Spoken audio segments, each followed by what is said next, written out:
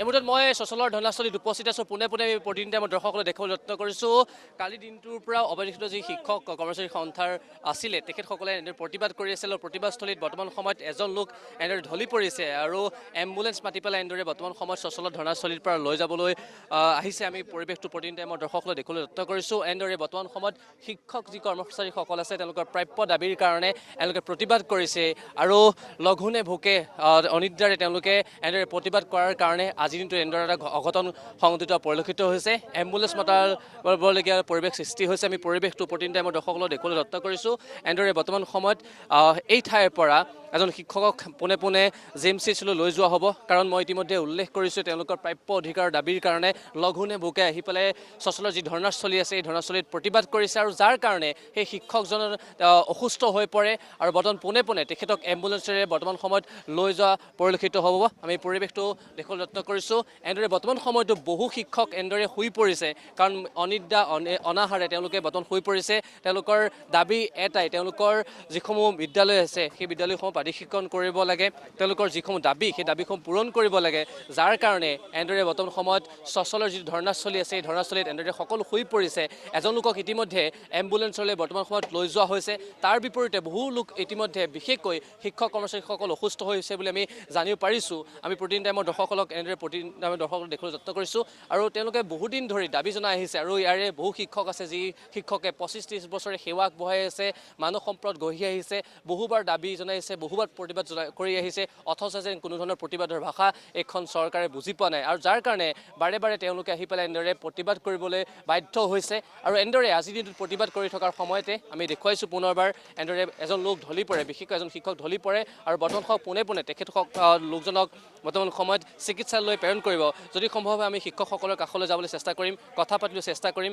ইতিমধ্যে মই উল্লেখ কৰিছোঁৱেই বহু শিক্ষক ইতিমধ্যে অসুস্থ হৈ পৰিছে আৰু এনেদৰে বৰ্তমান সময়ত তেখেতসকলে এনেদৰে শুই পৰিছে আৰু যদি সম্ভৱ হয় মই তেখেতসকলৰ কাষলৈ যাম আৰু কিছু মন্তব্য ল'বলৈ চেষ্টা কৰিম। মই দাদাৰ কাষলৈ আহিছোঁ। সুদীৰ্ঘ আজি বহু বছৰ ধৰি আপোনালোকে মানৱ সম্পদ গঢ়ি আহিছে, শিক্ষাদান কৰি আহিছে বিনামূলীয়াকৈ আৰু বহুবাৰ প্ৰতিবাদ কৰিছে যাতে আপোনালোকৰ বিদ্যালয়খন প্ৰাদেশিকৰণ কৰক, কিন্তু প্ৰতিবাদৰ ভাষা এইখন চৰকাৰে আজিকো প্ৰতি বুজি পোৱা নাই। আৰু আমি দেখিলোঁ এজন শিক্ষকো বৰ্তমান সময়ত অনাহাৰ অনিদ্ৰাৰ থকাৰ কাৰণে তেখেতক বৰ্তমান চিকিৎসালয়লৈ লৈ যোৱা হৈছে। কি ক'ব বিচাৰিব? চাওক, শিক্ষা হ'ল আচলতে জাতিৰ মেৰুদণ্ড। এই জাতিৰ মেৰুদণ্ডৰ লগত বৰ্তমানৰ যিজন মুখ্যমন্ত্ৰী এওঁ সদায় ইলেকশ্যনৰ আগত দম্বালি মাৰি কয় ডাবল ইঞ্জিন চৰকাৰ। এই ডাবল ইঞ্জিন চৰকাৰেও আজিলৈকে আমাৰ এই অকণমান সমস্যাটো সমাধান কৰিব পৰা নাই। কিন্তু বহুত আজে বাজে আঁচনি ব্যৱহাৰ কৰি মানুহক ভুলভাল দি বেলেগ পথত ডাবলি মেলিছে। কিন্তু এই শিক্ষামন্ত্ৰী আমাৰ শিক্ষকসকললৈ বেঞ্চৰ শিক্ষকলৈ কোনো ধৰণৰ মনোযোগ দিয়া নাই আৰু তেওঁক বিনম্ৰভাৱে অনুৰোধ জনাইছোঁ যাতে আমাৰ এই সমস্যাখিনি সমাধান কৰে অতি সোনকালে। এইখিনিয়ে মোৰ কথা। আৰু আপোনালোকৰ মাজৰ এজন সতীৰ্থ এতিয়া ঢলি পৰিছে, চিকিৎসালয়লৈ লৈ গৈছে। যোৱাকালিৰ পৰা এতিয়ালৈকে মানুহখিনি নাখাই পৰি আছে, অসুস্থ হৈছে বহুত শিক্ষক।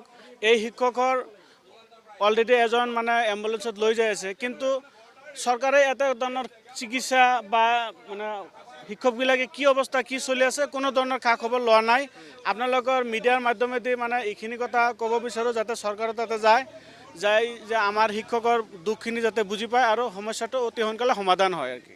এটা কথা উল্লেখ কৰিছে, তেওঁ আমৰণ অনশন কৰি আছে, কিন্তু আজি বৰ্তমানলৈকে কোনো ধৰণৰ মেডিকেল ৰিপ্ৰেজেণ্টেটিভ বা চিকিৎসালয়ৰ কোনো ধৰণৰ লোক আহি পৰা নাই, চিকিৎসা কৰ্মী ইয়াত থকা নাই। আৰু কালিৰ দিনটোৰ পৰা তেওঁলোকে অনাহাৰ অনিদ্ৰাৰে তেওঁলোকে ঠাইত প্ৰতিবাদ কৰি আছে আৰু এজন লোক ইতিমধ্যে ঢলি পৰিছে, তেখেতক চিকিৎসালয়লৈ প্ৰেৰণ কৰা হৈছে আৰু বহু শিক্ষক এনেদৰে পৰি ৰৈছে। অনাহাৰ অনিদ্ৰাৰে তেওঁলোকে সচলৰ ধৰ্ণাস্থলীত প্ৰতিবাদ কৰিছে। প্ৰতিবাদৰ মূল কাৰণ হৈছে তেওঁলোকৰ যি দাবীসমূহ সেই দাবীসমূহ আজিকো প্ৰতি চৰকাৰে মানি লোৱা নাই। বহুবাৰ দাবী জনাই আছে, বহুবাৰ চৰকাৰে প্ৰতিশ্ৰুতি দিছে, নিশ্চয়কৈ এতিয়ালৈকে সেই দাবীসমূহ মানি লোৱা নাই আৰু দাবীসমূহ মানি নোলোৱাৰ বাবেই আজি দ্বিতীয় দিনটোতো আমৰণ অনশন কাৰ্যসূচী তেওঁলোকে ৰূপায়ণ কৰিছে সচলত।